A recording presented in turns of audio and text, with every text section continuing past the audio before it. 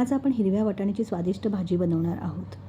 प्रथम आपण वाटण तयार करून घेऊ। त्यासाठी कांदा आणि खोबरं छान भाजून त्याचं बारीक वाटण करून घेऊ। टोमॅटोची प्युरीही तयार करून ठेवा। आता कढईमध्ये तेल गरम करून घेऊ। तेल गरम झालं की त्यामध्ये आपण मोहरी, जिरे आणि तेजपत्ता घालू। तयार केलेलं कांदा खोबऱ्याचं वाटण घालून चांगलं परतून घेऊ। यानंतर त्यात आलं लसूण पेस्ट घालून मसाल्यासोबत छान भाजून घेऊ।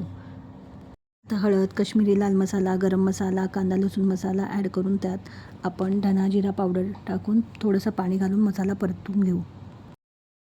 मसाला छान भाजला की त्यात टोमॅटो प्युरी घाला आणि पुन्हा तेल सुटेपर्यंत परता। आता चवीनुसार मीठ घालून मिक्स करू। आता उकडून ठेवलेले वाटाणे आपण त्या मसाल्यामध्ये ॲड करू आणि भाजी परत एकदा चांगली परतून घेऊ। भाजीमध्ये आवश्यकतेनुसार गरम पाणी ॲड करू।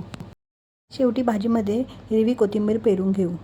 छानशी तरी आली की आपली हिरव्या वाटाण्याची चविष्ट भाजी तयार। गरमागरम भात, पोळी किंवा भाकरीसोबत सर्व करा आणि आनंद घ्या।